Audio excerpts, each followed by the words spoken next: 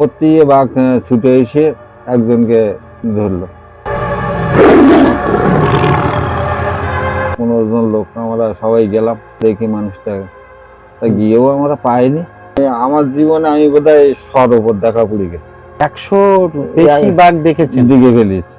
এখন কিন্তু সে বাঘ এমন হয়ে গেছে, এখন হাঁক দিলেও মানে না, এখন লোকও দেখলি যাম। নমস্কার বন্ধুরা, আমরা এখন এমন একজন মানুষের সঙ্গে কথা বলবো। উনি নিয়মিতভাবে সুন্দরবনের জঙ্গলে যান এবং বেশ কয়েকবার বাঘের মুখোমুখি হয়েছেন।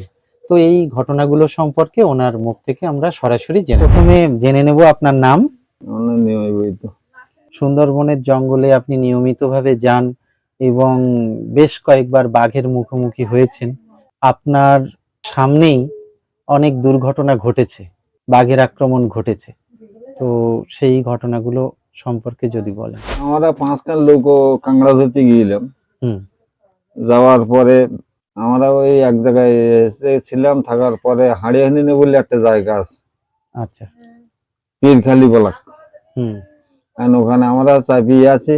3খান লোক মাছ ধরতে গেলে আমরাও সেখানে দাঁড়িয়ে দেখতে, যে মাছ ধরতে যাওয়ার পরে উপর থেকে বাঘ ছুটে এসে একজনকে ধরলো। আমরা দেখতে পাচ্ছি লোক থেকে, আমরা লোক থেকে দেখতে পাচ্ছি। ওরা 9 জন লোক মাছ মারতে গিয়েছে, উপর থেকে বাঘ ছুটে এসে একজনকে ধরলো।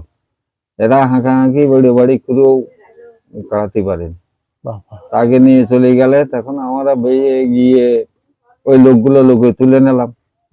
নিয়ে আমরা 5খান লোক 15 জন লোক আমরা সবাই গেলাম, যে দেখি মানুষটা গিয়েও আমরা পাইনি। আমরা ফিরে এসেছিলাম, আমাদের বেলা গিয়েছিল, আমরাও ফিরে এসেছিলাম, আমরা কিছু করতে পারিনি।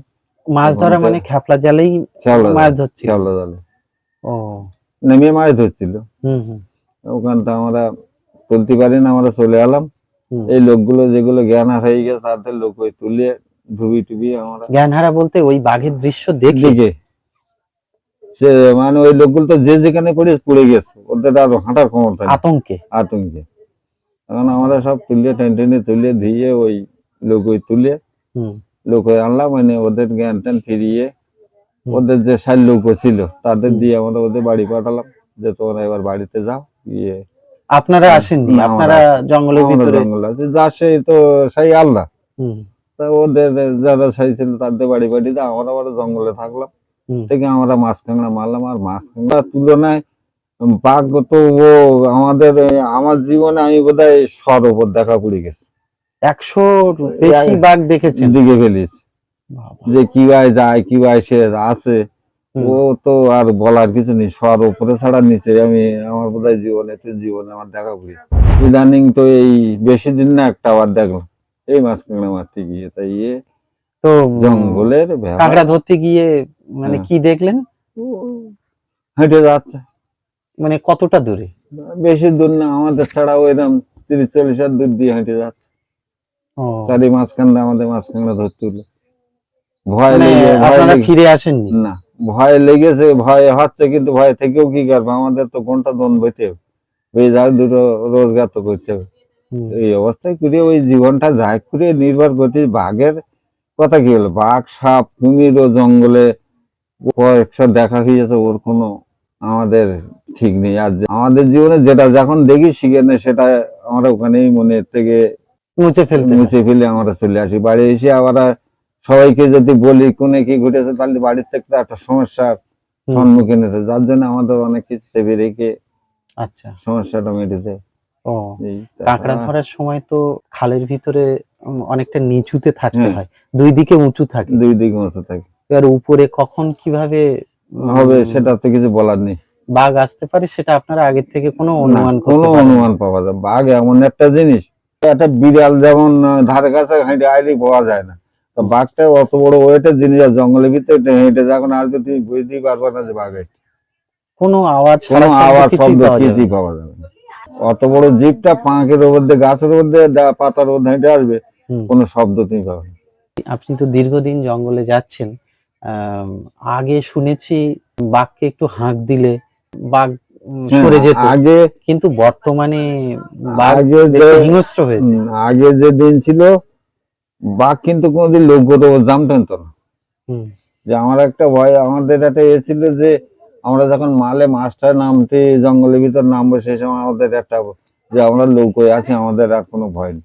কিন্তু এখন কিন্তু সে বাঘ এমন হয়ে গেছে যে এখন হাঁক দিলেও মানে না, হুম। এখন লৌকো দেখলি যাম, ওটা কোনো ডেঞ্জার, ওদের একটা এখন এইরকম পরিস্থিতি মানে মানুষ খেকো বাঘের সংখ্যা বেড়ে গেছে, বেড়ে গেছে। কারণ জঙ্গলে অন্যান্য পশু শিকার করা শোর সেটা তো হরিণ এখন খুব কমে গেছে, আগের নেই থেকে বললেও অনেক চলে। কমে হ্যাঁ, গেছে। অনেক কমে গেছে, ও, শোর হরিণ আর নেই বললেও চলে। ও এখন সারা জঙ্গল ঘুরে কোনো হরিণ চোখই পড়ে বোধহয় এই 15 দিন থাকলে, একদিন কি 2 দিন চোখই পড়ে। আগে তাদের সংখ্যা অনেক আগে বেশি তাদের ছিল। সংখ্যা ব্যাপক, চরে জাতি গেলি তুমি জাতি গেলি চরে পাল পাল বেরিয়ে গিয়ে খাল খেত, পাতা হুম। খেত, এখন ওসব আর নেই। বুনো শুয়োর যেটা বলছিলেন, ওটা দেখা যায় হ্যাঁ, জঙ্গলের ভিতর? মনুষ্য দেখা যায় খুব কম, হুম। মানে বাঘে খেয়ে সব কমিয়ে ফেলিয়েছে, ও আর না থাকার মতন। ওরা তো মানুষের উপরে আক্রমণ করে না, মানে না, সেরকম শোর- ঘটনা শোনা যায় না। শোর হরিণ মানুষের ওরকম করে না, হ্যাঁ, ওরা ওদের মতন থাকে, ওরা মানুষের ওরকম, মানুষের আক্রমণ বলতে একমাত্র ওই বাঘ হুম, আর সাপ জাতীয় পজিশনে তোমার, হুম। যে তাদের ধারে গিয়ে ওটা কি কি তারা তো- বিষধর সাপ রয়েছে জঙ্গলের সাপ মধ্যে? জঙ্গলে আছে, পদ্মগুরু আছে, কেপটি আছে, আচ্ছা, জলকেরালি আছে, লাউডোগা আছে, তেঁতুল পোড়া আছে, ও সব রকম সাপ সব আপনারা রকম দেখেন? সাপ আছে। আর একটা প্রাণী জঙ্গলের ভিতরে দেখা যায়, সেটা ভোঁদড়। ভোঁদড়দের কি আপনারা দেখতে পান? না, ভোঁদড় আমাদের এই নদীতে দেখিনি, আমাদের নদীতে এই জঙ্গলে খাটায় দেখা যায়, বৈরল দেখা যায়, আচ্ছা, এই ওই ছাড়া আদার্স যেটা কোনো। Fishing cat. হ্যাঁ, ফিশিং ক্যাট, ওই ছাড়া আমাদের এখানে ওই ফিশিং ক্যাট দেখা যায়। দেখা যায়।